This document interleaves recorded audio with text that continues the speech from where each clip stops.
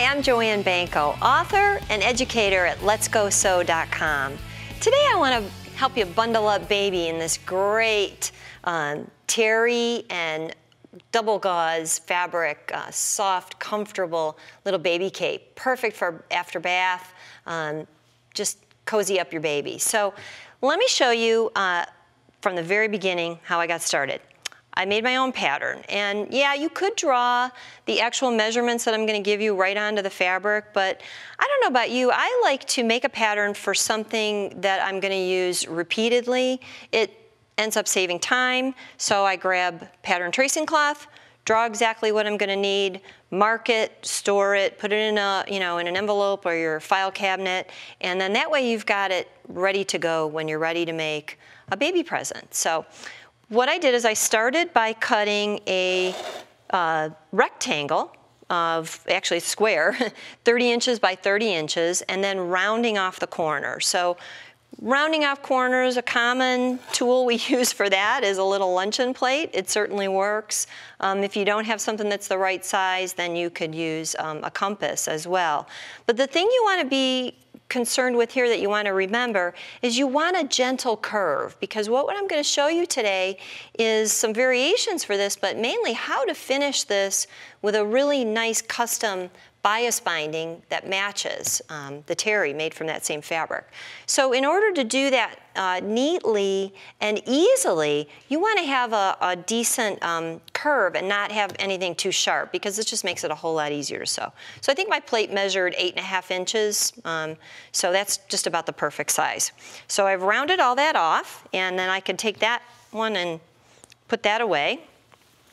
I'm going to cut one layer of that with terry cloth, and then I'm going to need a hood. So for my hood, I cut a 12-inch square, and I only need half of that square, but it's easy to just cut that in half, and you'll have two triangles. You'll have one then ready for the next one.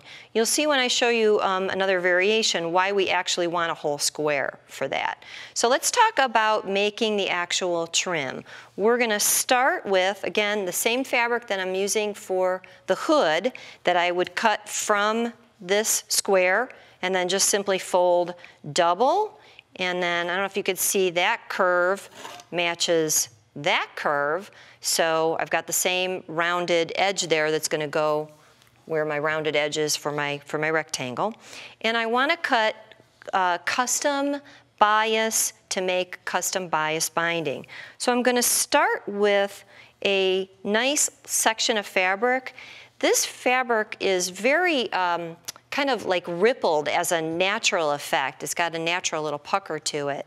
Makes it really nice to care for, makes it really pretty. But for bias binding, we're going to want to straighten that out. So I recommend ironing this while it's just a little bit damp, and maybe use a little bit of spray starch and just flatten that all out. I like to start with a ½ yard. If you're a quilter out there, you may know some great methods for making continuous bias binding, and I've done those methods too, but when you use smaller pieces of fabric, you have a lot of seams. And for something like this, I prefer to have a little less bulk. So by cutting my strips, we're going to cut them on the diagonal, across a whole opened ½ yard piece of fabric, we're going to be able to get long strips across there and not have to have so many seams when we join it. So first step, cut those strips. You can cut the whole piece of fabric if you want and have leftovers, or cut, sew, and only use as much fabric as you need. It's up to you. Each strip is going to be cut 3 inches wide, and it's going to look like this. You're going to have a diagonal edge because of where that's cut. And the next step then is going to be to straighten that out. So I've already done that on this piece. I have literally squared that off. And then I'm going to sew a diagonal seam from one little tip or one little point of that square edge to the opposite one, straight across. Now you may be wondering, why would you waste all that fabric? Why wouldn't you just butt it together and sew right sides together? Well, if you do that, you're going to have a straight seam. And straight seams, when they go all around the edge of something, end up, again, bulky. On the diagonal, they will roll so that you'll have part of the bulk in one area, the rest of the bulk will be a little bit down below. So it's a really, really good way to do it. So once I've done that, I'm going to trim that, I'm going to press that open, and the last step before I go over to stitching is to press that in half because we're making this double folded, okay? Let's scoot over the machine and let me show you how I actually sewed the binding. I have already got my machine set up with a walking foot and a zigzag stitch. Now, why do I use a walking foot? Because it works. Walking feet are well known for doing quilting, but for me, anytime I'm dealing with bias or anything that tends to move or wiggle, I opt for the walking foot. The closed toe version works really, really well. So you can see I've taken that square, I've folded it in half, I've matched my rounded corner there. Okay, and now I've got my bias already stitched for the first step, which is just 3/8 of an inch all the way around. I'm going to wrap this over, and I am ready to zigzag it. Now, why did I choose a zigzag? Because I call this the forgiveness stitch. If I chose a straight stitch, when I wrap this around to the wrong side, I have to be really, really, really good at getting it right on target. I don't need to do that if I use a zigzag. It's very forgiving. I'm going to stitch right on top of that bias binding. And it's going to end up catching all the way on both sides. So I could be a little bit neater with that. But let's go back over to the table and I'll show you again what that looks like finished. Okay, so you can see my finished one, all bound, all around. I used matching thread, and I've got a really nice, clean, neat finish that matches my double gauze hood. So let's talk about options. We've got, you know, the ability to do this a variety of different ways. You certainly could use another layer of the terry cloth and make a single layer hood. You wouldn't want to double that, so you wouldn't want to fold that one in half like we did the gauze.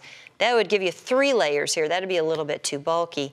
And you can use pre-purchased or ready-made bias binding to trim that.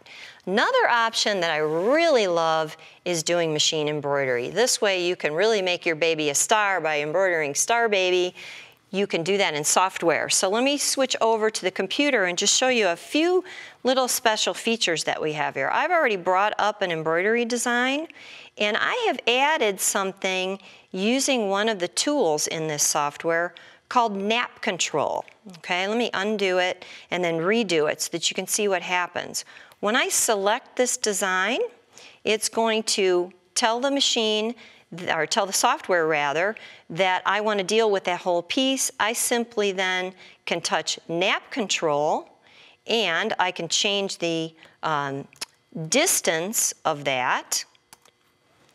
And within seconds, it's going to add that extra layer of stitches all the way around. What does Nap Control do? It produces a layer, I'll show you one I have already stitched out here, as the base before it does the embroidery stitching. Take a look back at the screen there and you can see all the way around this heart design, I have this wonderful nap control that lays down stitches and presses down on that terry. I use water-soluble topper anyway just to give that a little bit more lift, and my design comes out absolutely beautiful. I can finish that with gauze on the back, and then again round that corner, use bias binding that I custom make or bias binding purchased. And I've got a wonderful, beautiful baby cape, perfect for a baby gift. This is a great baby gift to keep it in your repertoire, so whenever there's a new baby around, you can quickly whip it up. You can also make this in larger sizes, so the sky's the limit. Enjoy making your own beautiful baby wrap.